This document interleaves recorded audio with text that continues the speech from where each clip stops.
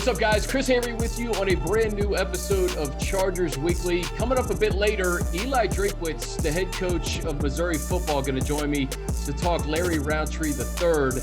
But we start with a beat writers roundtable. Joe Reedy, Associated Press, Jeff Miller, LA Times, Daniel Popper, The Athletic. Gentlemen, how we doing today? Lovely. Living the dream. No complaints in late May. We're going to get into the schedule. I haven't talked to you guys about the schedule. I know it's been out for a bit, but would love to get your observations and your reactions to what the schedule looks like and how it kind of shakes out for the Chargers in 2021. But let's just start with whatever we could glean from rookie minicamp. So to give fans a little bit of context here, all four of us were out there on Friday for the observation portion of the practice. And there's not much to really take from it. It was a lot of working out, a lot of conditioning on the field. There's no helmets or anything. What I was most interested in, I'll kick it off and then I'll let Popper kind of respond to this, is I was more interested in the coaches and seeing the coaching staff on the field for the first time as opposed to the rookies, because rookies' heads are spinning. They're just trying to figure out, where the cafeteria is and all the things that they have to worry about off the field. The coaching staff, we've had this coaching staff in place for a while. It was cool to kind of see them out there working with the guys. Yeah, I mean, that's what I was doing. I was going around and I just identifying every single coach, because we haven't talked to all of the position coaches yet, so we don't know what like some of them look like. So I was identifying them. I mean, Brandon Staley's never been a head coach before. This is the first time he's ever ran a practice as a head coach, and so it was interesting to watch and see how the operation functioned, to see who was coaching where, to see which guys were going to be the loud, boisterous type of coaches, which guys were going to be more quiet and in your ear type coaches. I mean, that stuff matters when you think about how all these pieces are going to fit together, how this young coaching staff is going to operate in their first year. All that stuff matters, how the different personalities mesh together. And Brandon Staley, we've talked to him a lot about, all the work that went into putting this staff together, and that it was a thorough process. And it's sort of interesting and fascinating to then watch it all come together in that first practice and see, okay, this is what he liked in Frank Smith, the offensive line coach. This is what he liked in Shane Day, the quarterbacks coach, and actually see it materialize on the field. I thought that was definitely one of the more interesting parts of that first day of minicamp, rookie minicamp. And Joe, it's been 110 plus days since he was announced as the head coach. So I know you were kind of looking at Staley and seeing him kind of operate as his debut as the head coach, I guess, on the grass. Yeah, I think the interesting thing for me is when you're a first-time head coach, Robert Saleh kind of said in New York, I forgot that I had to break the huddle because now Jeff asked I'm him the about guy. that.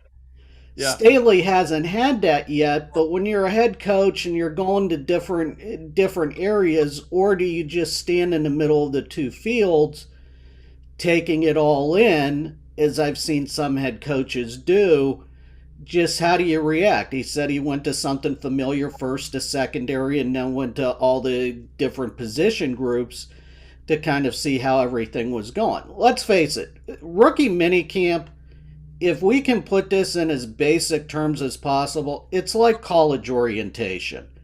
Yeah. Here's how we do practice. Here's how you put your socks on. Here's how we do calisthenics. And here's where your locker room is. And as long as you get on the field and don't trip up, we consider that a successful orientation. Because let's face it, half the teams don't even get on the field anymore. It's mostly classroom work and stuff. But I think for this coaching staff, it was important, and these next 2 months are important just to see how they function and organize things so that when we get to training camp, they're off and running. And Jeff, you asked him about that, if he had that Robert Saleh welcome to the NFL as a head coach moment, and he said, no, sir. He said he was prepared and he was ready for this moment. And a couple of things that also struck me, he said that it was about relationship building, obviously, first and foremost, is kind of building those relationships with the players. He's never met these guys in person before. And then also just how do we operate as an organization? How do we operate as a coaching staff? From PR to people inside the building. What were your kind of takeaways from the brief practice we saw and then the presser? Yeah, I think Joe said it best. It is like orientation, and it is important for people. I know people want to know the details of who looked good and who looked bad, or what. They all look good. I mean, they're all in great shape. They're young. They They're look right. great. They're excited. I mean, how many times in the last couple of weeks have we talked to these guys, and there's been some reference to dream. This is my dream. I've dreamed of this. I mean, they're living their dream. So of course they're fired up, and they're flying all over the place. They look great. You know, they're in tremendous shape. How can you not be when you're that age and you're that athletic? So it is more. I think what the Chargers want to do, and what teams who go through that process for a couple of days, is they want these young guys to go through it for a day or 2, 3 days, whatever it is, so that when now this week, next week, the week after, when these veterans come in, they understand how this works. They've already gone through it a few times. They know, as Joe said, they know how to, and Brandon said, they know how do we stretch? You know, how do we stretch? What kind of question is that? You know, but that, you know, that's what it is. It's very basic. So it's not so much let's learn the playbook and get out here and execute. It's more, guys, here's the way the procedure works. Okay, now we've done this for a few times. Now here come the real guys, the real pros, the varsity's coming now. And now you guys can filter right in, and you can start these relationships. And Brandon Staley made a comment about how these rookie classes are kind of together. They stay together as they develop in their careers. Well, this was the first part of that. This was the first stages of them developing their relationships among themselves as a rookie class, as a draft class, and they can kind of carry those relationships forward as they enter their professional careers and move into something none of them have ever done before. And just to further Joe's analogy here, there's no way to determine if a person is going to successfully ace Econ 200 based on how they do in the ice breaking exercises in college orientation. So there we go. Exactly. Put a bow on it. But if you have a good answer, it's an encouraging sign. We're going to look at you a little bit more on the first day, right? No, Exactly. but hey, to your point, and Popper, you could piggyback off this. It gets real during the mini camp, a little more real, right? This was an opportunity to make sure the rookies, when the veterans do come in the building, they know what to expect. They know where to get in line and how the team operates. But we're looking at guys like Larry Rountree and Palmer. They're the only player in the position group. Like Larry Routree's got like a bungee around his waist doing running back drills with the running backs coach. There's nobody else there. So again, what do you want from Friday? You know, everybody look good in shorts, like Jeff said. Yeah, I mean, Josh Palmer said himself that the hardest thing about the weekend was trying to find the cafeteria. Like that's what's going on right now. But yeah, I mean, the idea is they'll all be acclimated when the veterans come in, and then when we get to watch a few more practices, and we can start gleaning some more information as far as what players are going to be in what positions, who's going to be on special teams, how are these practices going to run. You know, we can sit there and say, okay, you know, Brandon Staley spent almost the entirety of practice working with the defense. Okay, does that mean that he's going to sort of hand the reins over to Joe Lombardi? That would make sense. Lombardi's very experienced. They obviously have a great relationship that dates back to 2005 at Mercyhurst College, right? But we can't say anything definitively until we see them operate a few times in practice to see exactly how this is all going to work out. And that's why, you know, we'll start being able to make more concrete observations as we head into OTAs. And then obviously that 2-day veteran mini camp that's mandatory, and everyone will be there, and we can actually start to say, okay, this is what it's going to look like in 2021 for the Chargers. And I think the other key with OTAs too is, unlike training camp the first 3 weeks, we only see 4 out of the 10 OTAs. So to Popper's point, if during one of the OTAs Staley is working with the defense only, we don't know if earlier or later that week he was just working with the offense, because there's different install points and everything that they want to get through. And this is going to be an interesting OTA just from the fact of a new coaching staff and how much you want to get installed to begin with, so that when they go in July, you know, off on the same point. And I think also the rookies come in with the same base knowledge as maybe most of these other veterans too. They're going to be learning the same time as the veterans with a lot of this stuff. It's a good point. Yeah, absolutely. So Jeff, let's get into the schedule a little bit. I know you guys have written about it, but just your overall impressions. What were the maybe 2 or 3 things that stood out to you when you saw kind of how everything lines up for the Chargers in 2021? Well, the first thing that jumped out to me was the first game. and the fact that I mean, we're gonna find out real fast about this offensive line that they've rebuilt. I mean, they're going against, Washington, which we know what they can do up front, and their defense is based on last season was awfully good. So, a playoff team. I know they didn't have a great record, but they still made the playoffs, and they have a real good defense. We know that, and they're going to test that offensive line. And so, my first thought was that they got to travel across country and play a really good team, a really good defense. And, who knows what Washington's quarterback situation. I mean, it's probably going to be Fitzpatrick. Nobody's going to be afraid of that, but it's that defense. That's good. That's worth, that's certainly going to be the theme of that opening week, depending on how everything goes in training camp. But it certainly looks like it's going to be okay. Offensive line here, you guys, we've invested money, we've invested time and resources into this. Now we're going to find out right away, how good they are at least to start the season. Fitzmagic's going to throw for 450 yards and 4 touchdowns, and then we're going to cut this clip up and tweet it at Jeff. That's very possible. And then 2 weeks later, he won't be the quarterback anymore. Yeah, exactly. But Jeff, you're right though. We get Slater versus Chase Young very early in the season, and you want to talk about Daron Payne, Allen, Sweat, and Young against this new look offensive line, offensive rookie of the year versus defensive rookie of the year. So week 1 is certainly a test going from west to east too. Joe, what about you, man? First 6 weeks leading to the bye are brutal. I mean, we all look at Washington Quite in the test. opener, but then Dallas, at Kansas City, Vegas on Monday night, Cleveland, and then going to Baltimore. That's you're gonna pretty much know after 6 weeks where this team stands, because I mean this isn't your typical third place schedule either. It's pretty loaded, because it's always the combination of interleague opponents that you get, and also, I mean, this was a bad year for the NFC West to get to AFC North. With the year that they had and everything. And then you look at the third place teams. New England was in third last year.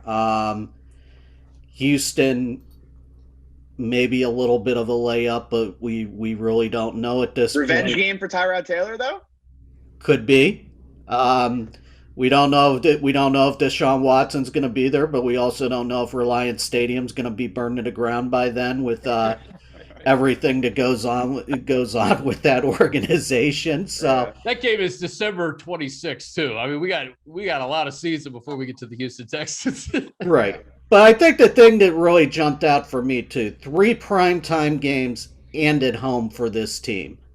I did ask some of the network people, because I do the annual network heads look at the schedule and give their feelings about it, and they said they're banking on Herbert. And on a young quarterback, you want to buy high. They hadn't bought high on Josh Allen in the past.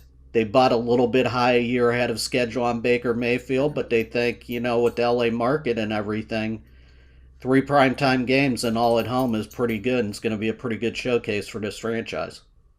Yeah, plus the flex scheduling too. You never know if you get an extra game, or who knows, maybe you get one taken away. But I highly doubt that Chiefs Chargers game on Thursday. Well, that's a Thursday night football game, so I think that sticks regardless. Popper, what about you, man? What did you take away from this schedule?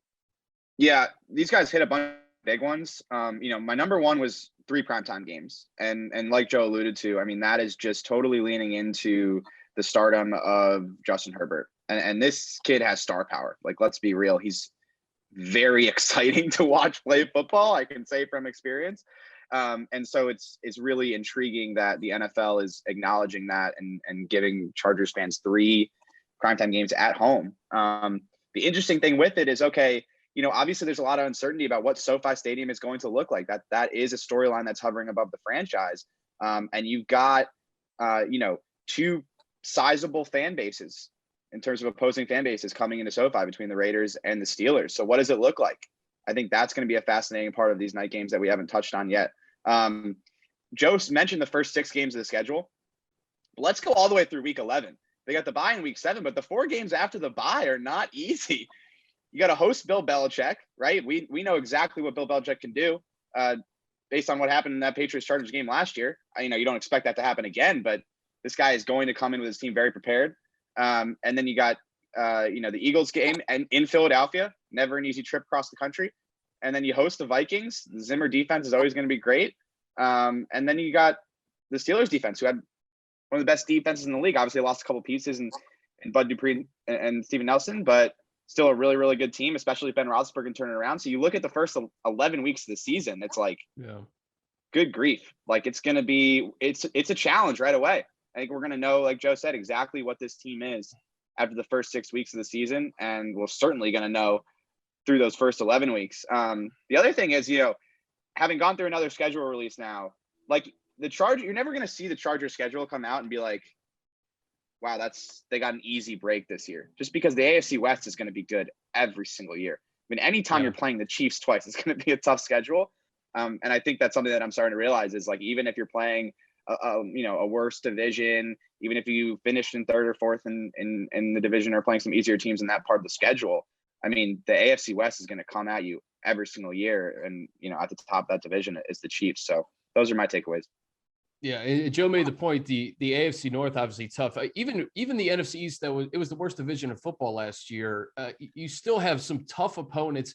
I noticed this though. Brandon Staley, we know he's a first-year head coach, but he did play the NFC East last year, so you have that familiarity a little bit with that division. I know it wasn't a very good division. They went 4-0. I think they allowed less than 14 points a game, but the fact that he knows a little bit about the NFC opponents this year, I think, is a positive. But also he's coming into a new situation where you're playing Patrick Mahomes twice a year. Baker Mayfield is not going to be easy. Lamar Jackson's not going to be easy. So there's a lot of interesting games on the schedule as we get through. Another thing I noticed too, Joe, there's only one back-to-back road sequence in week 12 and 13. You go at Denver, at Cincinnati. So you're not on the road for an extended period of time, but at the same time, you're on the East Coast 3 times in the first 9 weeks. Yeah, if this team did catch a break with something, it was the spacing out of the East scheduling. You go in week 1, which I think everybody figured since they went Cincinnati last year for the opener. They don't go to Cincinnati until early December, which you could catch a break with the weather. It's gonna be windy though, is typical in Cincinnati. Could be, and if I can pull up Doppler radar 5 here, could be low 50s, cloudy with a little bit of wind coming off the Ohio.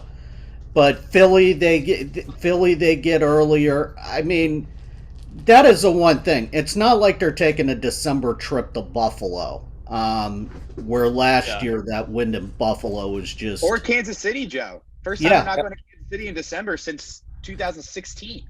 Yeah, good point on that, too. They go to Kansas City early, and, in December, the game at Houston's going to be a retractable roof, and last home game of the year is at Vegas, which is a dome, for lack of a better term. So the road games are spaced out, which is very good for them and a benefit. But those first 6 weeks, though, I mean, the Anthony Lynn era began 0-4. You hope the Brandon Staley era doesn't begin that way, but with those first 4 opponents, it's not out of the realm of possibility. Or they could go 4-2 to start. We just don't know at the moment. If you get through there 2-4, if you get through there 2-4, I mean, I think that's a win, honestly. I'm looking though at Washington. It's tough, but that's a game I think the Chargers should win. No? Yeah, I wrote. I think who wouldn't take 3-3 right now? I mean, you'd come out of that 3-3, you'd be like, wow, we're in really good shape. So I think Pop's point is good. I mean, they could play really well and be 2-4. We could be sitting here, talking about how this team looks great and they really have done all these great things and they've only won twice out of 6 games. I mean, it's very possible. It just, it's hard to tell from here. Who knows? You know, you don't know who's going to be healthy and things happen. Yeah, we're doing this. We're doing this it's May 19th. We're doing this. Yeah, So I mean, we have no idea. Who knows? You know, as I jokingly tweeted after it came out, it'll be interesting to see what happens to that Washington line after the Aaron Rodgers trade. Which is right. Like, who knows? A lot of time. Knows? I mean, like, who knows what's going to happen? I mean, there's all kinds of stuff. So, but yeah, it's yeah, you know, I mean, I think if you said, hey, you're going to be 3-3 going into your bye, I think they would be like, okay, we survived that. We got through that pretty good. Because I mean, that, you know, optimistically, okay, maybe the Washington game, the Raiders game, and then it's like one of those other, they could win one of those other 4. Yeah, that's, you know, they'd be in pretty good shape, probably. 3 of those first 6 games are also 10 a.m. Pacific time starts, which is noteworthy. Like, I'm not going to lie. Like, people don't really, I never used to look at that because I was always an East Coast guy, but since moving to the West Coast, like, looking at how many 10 a.m. starts you have in a short period of time, like, that matters because your body clock is like, all right, I want to be ready to play at 1 p.m. Pacific time. So you have to build that into your practices. So, I mean, the Washington game's a 10 a.m. start, Kansas City's a 10 a.m. start, and then Baltimore's a 10 a.m. start. Well, as Popper knows from living in New York, too, where you've got 2 teams that share a stadium, the one thing that always jumps out to me every year is, especially now with SoFi, how many weeks is SoFi dormant? And it's 3 weeks again this year. I think there's 2 or 3 weeks when there's back-to-back. I know that Raiders Monday night game, the Rams play the Sunday before. So it's all too about just balancing, you know, who gets that 10 a.m. spot, who gets that 1 p.m., because the league has been very good with trying to avoid the 1 o'clock, putting both head-to-head against each other. Jets and Giants, there's just a rule somewhere in the league constitution that they will never be head-to-head unless they're playing each other. But with the Rams and Chargers, and Chris would know this better just with the work he does with CBS too. Just, you know, if you're 2 and if you're Fox 11, you really want to avoid that head-to-head and going against each other. Yeah. No question about it. And then also, it's also noteworthy that there's only 3 preseason games this year. We didn't have any last year. We have that extra opponent this year, the Minnesota Vikings, which Popper mentioned, November 14th, after that Eagles game on the road. So I'll be interested to see how they approach the preseason as well. How much time are you giving the starters in, let's say, I don't know, is usually that 3rd preseason game typically was that dress rehearsal? What is it now? Is it it's at Rams, 49ers, at Seahawks? Is it that 49ers game at home where you play your starters a little bit more? That's going to be an interesting, I think, storyline to this as well too, Popper. Yeah, I mean, you think about it, and I'd have to dig into it a little bit more to figure out exactly what the plan is, but it would seem to me like that you would just eliminate that 4th game, because that 4th game is usually just, you know, where you get the bunch of the bottom of the roster guys, the guys closer to, you know, 75 to 90 on your roster. By the way, dates are not out for that yet, so we don't know what those dates exactly look like right now. I mean, you could just do the same thing and, you know, have your quarterback play a series in week 1 of the preseason, a quarter in week 2, a half in week 3, and then just sort of cancel out that 4th game where you typically just have bottom of the roster guys, you know, fighting for those last 2-3 spots on the roster. But we'll see what happens. I mean, it's going to be tougher with the 3 preseason games. It's going to be tougher for guys lower on the roster to really show themselves and make the team. That's just the reality. All right, guys, final thing. We'll go around the horn to end it. Just if you could pick one game, the most anticipated game, the game you're looking forward to the most, Jeff, just from covering it, what would it be? Wow. I'm going to take the Chiefs, the first Chiefs game, just because week 3. We know what the Chiefs are, and we get to see another Herbert and Mahomes show. And I think it was so good the last time, or at least I mean, it wasn't the only time they played, right? Because Mahomes didn't play the last game. So we get to see another one of those. And I'm sure that's going to be a game that Justin Herbert's going to really want to, after last year, they were so close to winning that game, and a late mistake. So that's a game I'm sure that he's looking forward to. And I think it's just, I think there'll be a lot of anticipation for that game. And so, yeah, that's the one I'll take the easy one. I'll take the the Super Bowl representative and all that, and Mahomes and everything that the Chiefs bring, and that I think that's the one that I'll go with. Yeah, first game of the division after 2 games against NFC East opponents. So we'll know very quickly how they stack up against Kansas City Chiefs. Joe, what about you, man? Bias-wise, I should say October 10th in Cleveland, because a lot of the Cleveland talk show hosts are already trying to scope out Radio Row and SoFi for their Super Bowl week plans. But I'm gonna say October 4th in Vegas. Herbert did very well in primetime games last year. This will be their second major national opportunity, because the Dallas game will be the Fox or CBS doubleheader game week 2. Yes. But a lot of national eyeballs will be on that game, and as Popper said too, how much of the Raiders contingent shows up at SoFi for that. Mm-hmm. The first primetime game for the Chargers at SoFi too. Popper, end it for us, bud. Okay, so my pick is obviously at the Chiefs in week 3, but Jeff's been reading The Athletic and stole my pick there. But the interesting thing for that, you're the only one who came up with it. No, the interesting thing for me about that game is it's really the first time we're going to get a Mahomes-Herbert matchup where both guys have had a full week to prepare for the game. Because you remember, in that week 2 game last year, Herbert got thrown in the fire 5 minutes before kickoff. Hey, bud, you're starting. And then Mahomes sat in week 17 last year. So that's why I'm eyeing that one. But to bring up 2 other ones, all right, that I'm really eyeing. Patriots at home, week 8, because the Chargers got whooped last year by the Patriots. I mean, 45-0. And there are guys that were playing in that game that are still on this team. Like, I know it's a different coaching staff, but there are guys that are going to remember that game and are going to want to show up against the Patriots and send a message about a change in culture and a different direction for this organization. But the one game I'm really looking forward to. Plus, Hunter Henry comes back. Hunter Henry comes back too for that one. Correct. Yeah. So a lot of storylines there. And then at the Broncos, week 12, Vic Fangio, the mentor, versus Brandon Staley, the mentee. I think if these battles, as long as Staley and Fangio are in their current roles, are going to be absolutely fascinating, because they are intimately familiar with each other as coaches, intimately familiar with the schemes. So it's going to be a chess match, the type of stuff that football nerds absolutely obsess over. So I'm really looking forward to that first Broncos-Chargers matchup in week 12. And Justin Herbert versus Joe Burrow remains available. Anybody can take that.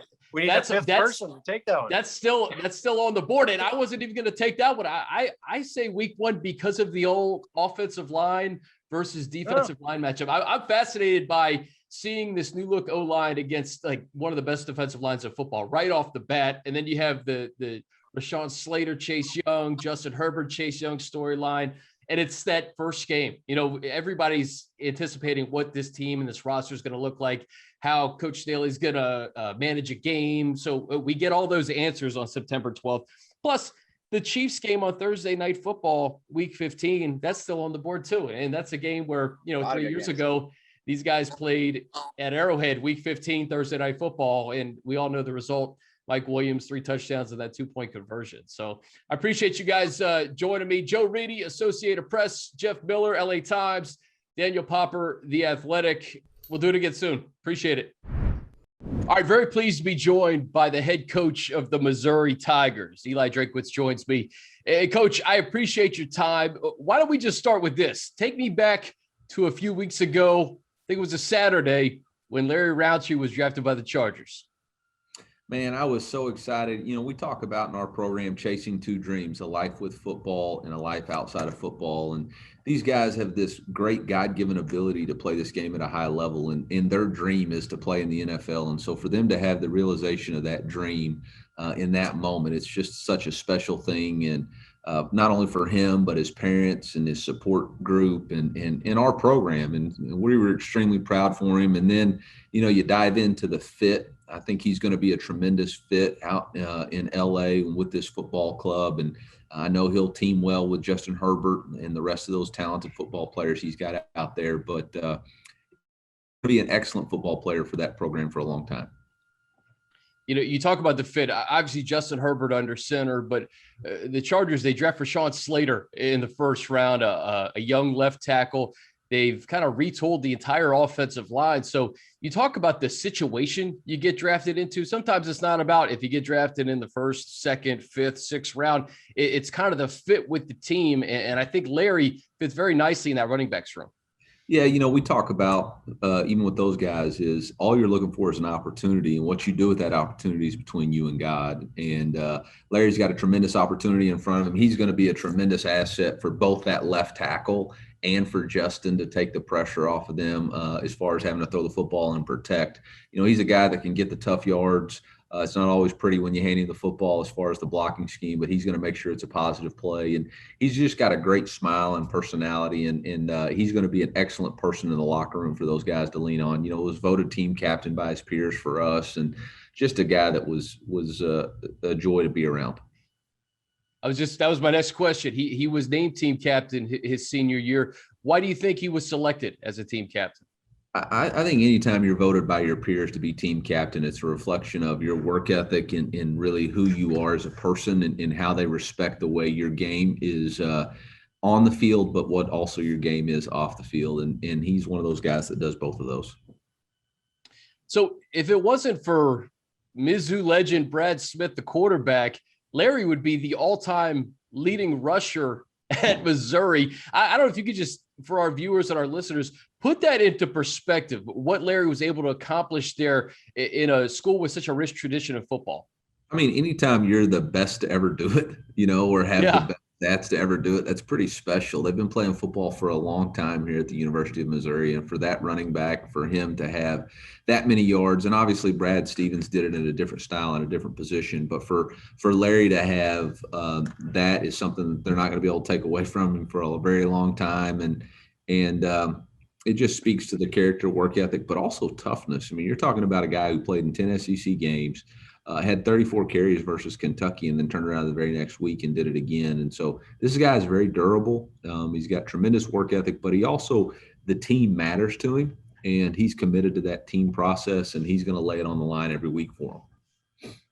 And Coach, this was a player you did not recruit. So to have him in your program and to have a guy that was established and really bought into what you were doing, what did that mean to you?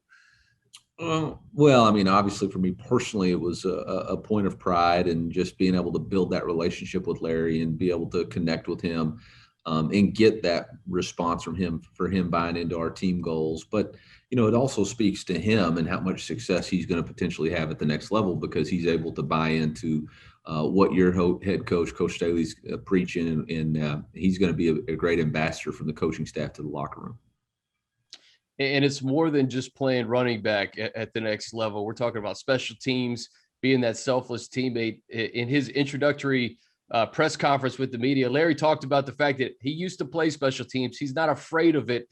When you get a player like that, especially drafted in the 5th round, I think Larry seems to be very self-aware that he's got to do everything to make an NFL roster. Yeah, I mean, we had those conversations with all of our guys who were later round picks. The special teams is the way to the roster, right? There's 56 coveted spots, I believe, and the only way to get that is to have some sort of special teams value. And so, he knows how to do it. Obviously, for us, we didn't want to add any extra hits to him because we were handing him the ball quite a few times. But for y'all and what you're going to need him to do, he's going to be a very willing player to contribute in special teams. From a pure running back's perspective, Coach, what are the NFL characteristics that you think Larry possesses? Well, I think toughness, one, and then vision, two. I think he's going to be a running back that is going to be able to negate negative yardage plays, because he's such a tough running style and hard to tackle. And the first guy is going to have a very difficult time tackling him. I mean, he's got a big frame, physical, tough runner. I hate to make comparisons because that's not fair to him or the people I'm making comparisons to, but he's such a strong physical runner. I think you're going to be very excited about what he brings. Hey, Coach, final thing for you. Just a favorite memory that you have with Larry in this short time that you spent with him. Obviously, last year was so unconventional for everybody in the world of sports, specifically college football. But I'm sure you had some good ones with Larry last year.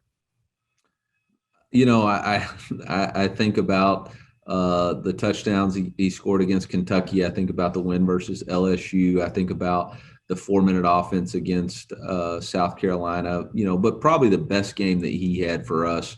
Well, against Vanderbilt, he had a big time game also, and 3 touchdowns, I think. But probably the Kentucky game, just the load he had to carry. I think he had 34 rushes in that game for over 100 yards and really chewed out the clock. And he knew that we were going to really lean on him to win that football game, and he did it for us. And showed up that next Tuesday to practice and didn't miss a rep. And so to have that commitment to our football team was special. Well, Coach, I can't thank you enough for your time. I know how busy you are, even in the off season. And, the hope is maybe, I don't know, week 3, we're in Kansas City. Maybe we see you at Arrowhead Stadium. Yeah. Maybe we see you down the line at some point cheering on Larry. Well, I mean, if y'all can give me some sideline passes, I'm sure I can make it. We'll talk to the coaches, see if they can make that happen. Coach, thank you so much. I appreciate you. Y'all be good.